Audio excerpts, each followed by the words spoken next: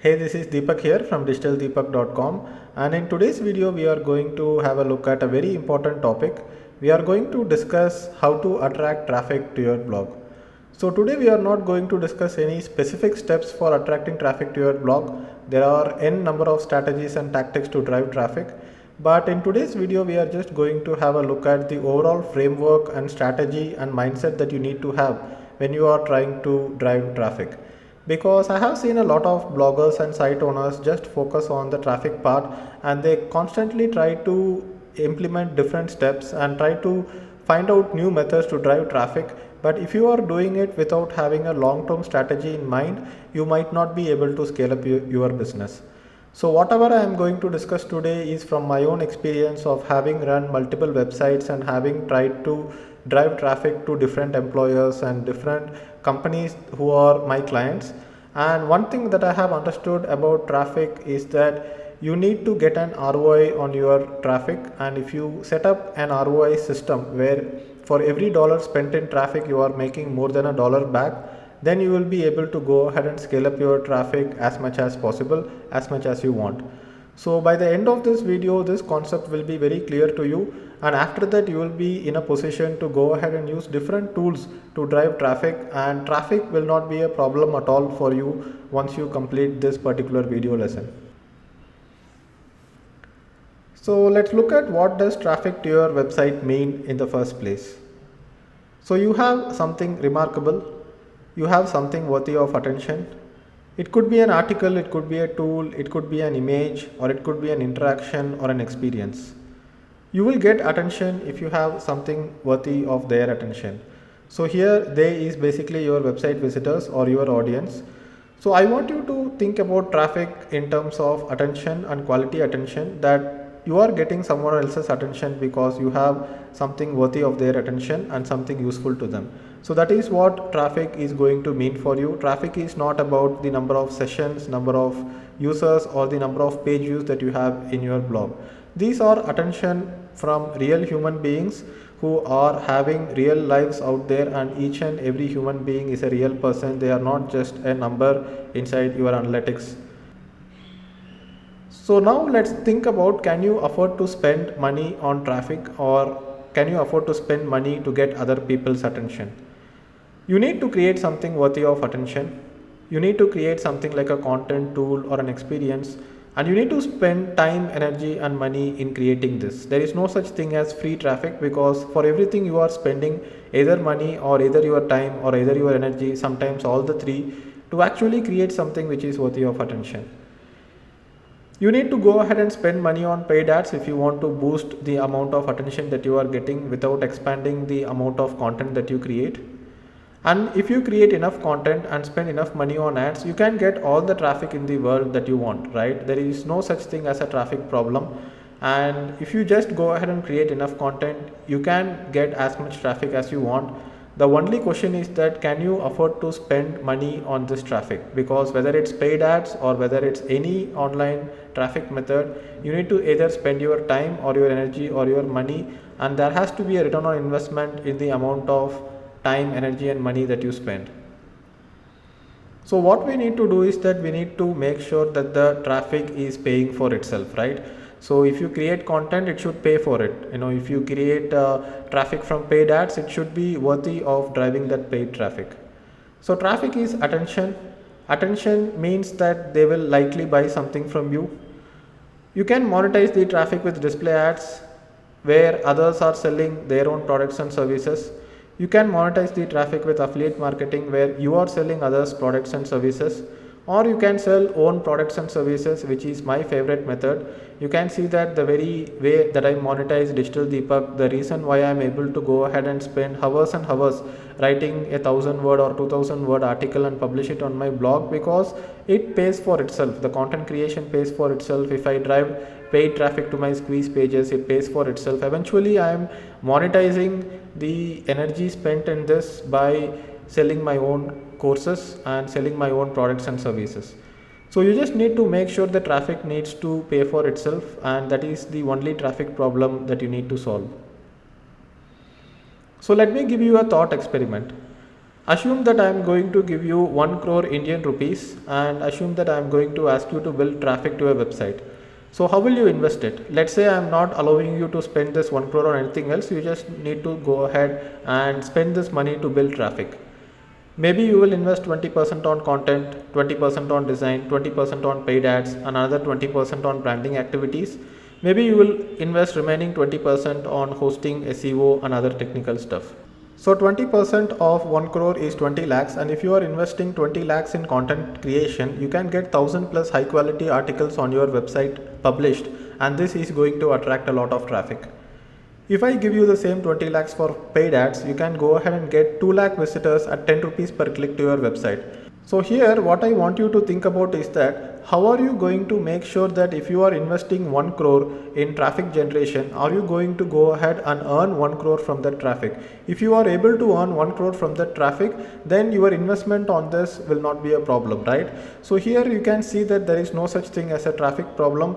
There is only a funnel problem, or the system or the procedure how you are going to take back your investment on traffic. There is no such thing as free traffic, and there is no such thing as a traffic problem. So if you had enough money, you will always be able to go ahead and create content, do paid ads and get those traffic.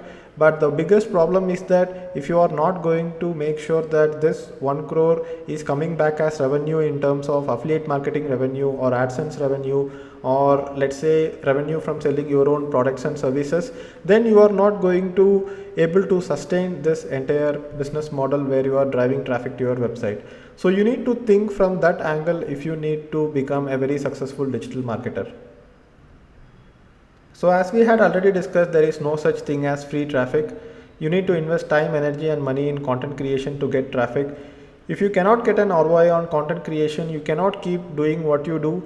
Only way you can keep doing what you do is that someone keeps giving you free money, which is not practical in today's world. If you get an ROI, then traffic generation is not a problem. If you are able to convert your traffic into affiliate sales and make revenue, if you are able to convert your traffic into sales of your own products and services, then you make revenue, then you can go ahead and do all these things like content creation, paid ads and all those things to go ahead and generate the traffic. So traffic generation will not become a problem at all. So there is no such thing as a traffic problem. It's always a funnel problem, as we had already discussed. So before we get into different tactics of traffic generation, I want you to keep this in mind, because if you are not converting your traffic into revenue, you will not be able to continuously do what you do. So until now, I guess you already have a blog, you have a little bit of traffic to your blog, you have analytics set up, and by now you have the platform and the foundation ready, and you have to build on top from here, and you will not be able to continue on this journey if you don't understand this entire funnel and the entire concept of trying to get an ROI from your traffic. Because initially it might be exciting to just set up a blog and just start getting the traffic and go ahead and find out all the different things you can implement on your blog just with a few clicks. Like for example, you could have a social page, you could go ahead and implement social comments on your blog, you can have a like box, you can have email subscription. All this is exciting, but you need to have an ROI model if you need to grow from here. So the 9 stages of your audience is a concept that I developed along with my team members, and this is a concept that will help you understand the various activities that you are doing as a digital marketer and the impact that all these various activities are going to have in your business. So first, let us look at what are the 9 different stages, and then we will go and have an in-depth look at each of these stages and what it means to you. So the first one is brand awareness and attention, first interaction, repeat interaction, opt-in, email opt-in, lead generation, first time buyer, repeat buyer and brand advocate. Now that you have seen the 9 different stages of your audience, what you need to do is that you need to drive your audience through all these stages. So the first one is obviously brand awareness and attention. So here, if you are ranking well in the search engines, if someone is searching for a term and if you are there, then people become aware about your brand. If you guest post on others' websites and articles, then people get aware about your brand. You can do this via paid ads, and even things like participating in events and talking in events, publishing books and getting featured in magazines and newspapers where you have a PR activity in place and others people are talking about you. All this constitutes to brand awareness and attention, and sometimes without brand awareness and attention it is difficult to drive the first interaction. So first interaction could be people coming and reading your blog post, coming and watching your video. They may be trying out your free tool or a free trial of your product, interactive content, infographics, books and ebooks, landing pages with content where they engage with your content. So this is where the first interaction comes. And then you have repeat interaction where you could do retargeting ads to get these people back and interact with your content. And sometimes there will be general audience interaction again, where someone comes to your blog, reads your blog, but then does not go through your funnel, and then sometime else he is going to, or he or she is going to come back to your blog to read an article from you again. So this way you are going to get repeat interaction. And then people might want to hear more from you. So here first stage would be non-email opt-in. So here it can be something like subscribing to your push notifications, or it could be following you on social media, where they are just following you on Twitter or liking your Facebook page or joining your Facebook group. This is all non-email opt-in. And then you have email opt-in, you have squeeze pages, you have opt-in tools, where you are basically giving them an ethical bribe for them to come into your funnel. Like for example, I have a free digital marketing course which I promote, and people enter their name and email ID to access the free digital marketing course via email, and that is an email opt-in stage for me. So once people come into your funnel at the email stage, then you have to make them a lead. So here you need more details that will help you sell better. You can understand about their profession, age, specific needs, interests, goals. So here segmentation, lead scoring and passive profiling, all these topics come into place, where in my blog, for example, whenever I get subscribers, I have three segments of subscribers. One is student, one is a professional, and one is a businessman who is looking to grow his business using digital marketing. So when I am launching a product, if I know who my audience is, then if I am launching a business related product, then I can send it only to the business people. If I am launching a certification course which will help you get better jobs, then I will send it to only to the students. And if it is professionals, then they would need additional skills to perform better in their job, then I would send certain products to them. So that way having lead information helps you sell better. And then you have the first time buyer. So once someone actually pays you money, they become a first time buyer. They make the first transaction with you, and the relationship changes from lead or prospect to customer. And this is the most valuable type of funnel stage, where once you get people to this stage, then it is easy to get them to buy from you repeatedly. So this person buys more stuff from you, and then here is where you will be making the maximum profit. And then you will have a certain percentage of people who are becoming brand advocates. So brand advocates will recommend others to your products without a need for the reward. So now that we have had a look at the different stages of the funnel, let's have a quick recap. And let's also understand that people can go from one stage of the funnel to the other stage of the funnel without having to go to a stage in between.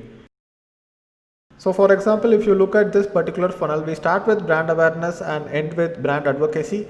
But you might get the first interaction directly without brand awareness, because someone else is linking from their website and they are coming to your website directly.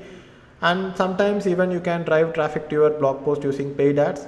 And then you can drive traffic from paid ads to your squeeze pages, where you are getting your email directly. So here someone might not have a non-email opt-in, someone might not even have a first interaction or repeat interaction, they might have an email opt-in directly. And sometimes you can go ahead and get first time buyers directly via paid ads, even if they haven't heard about your brand before. Obviously the percentage conversion here will be less. If you go from stage 1 to stage 9 slowly, the percentage conversion will be much healthier. But it doesn't mean that you can skip stages and you can get people into these different stages directly from outside without having to go ahead and go from top to bottom in step by step fashion. So the ultimate goal is to build a strong brand. So you can skip stages in the funnel if your brand is strong enough. So if people buy your products directly and if there is a demand for it, you don't even need content marketing or website traffic. Like for example, BMW doesn't need to go ahead and do long tail content marketing if they need to attract people who interact with them first and then become a first time buyer and then become a repeat buyer. BMW's brand is so strong that they get brand advocates even without buyers. Like for example, right now I do not own a BMW, but I still have test driven their cars and I like that cars, and even if someone asked me what luxury car that I recommend, I would go ahead and recommend BMW to them, because that is the strength of the brand and that's how they have built the brand. So if you think about all the big brands in the world like Nike, Apple, IBM, or any big brand, what you are saying is that since the brand is strong, people are going to become first time buyers or even brand advocates directly without having to go through all the stages of the funnel. The very reason we have a marketing funnel or a sales funnel is because a funnel is a trust building machine. Initially, someone is not going to trust you enough to become a first time buyer directly. So you are going to get their attention, and for their attention, you are going to give them something worthy. Like for example, if you have a very big blog post, someone is spending 20 minutes to read your blog post. This 20 minutes is an investment from their side. They are not actually paying with money, but they are actually paying with attention. And for that payment you need to give a return on investment, which is actually provide a good article.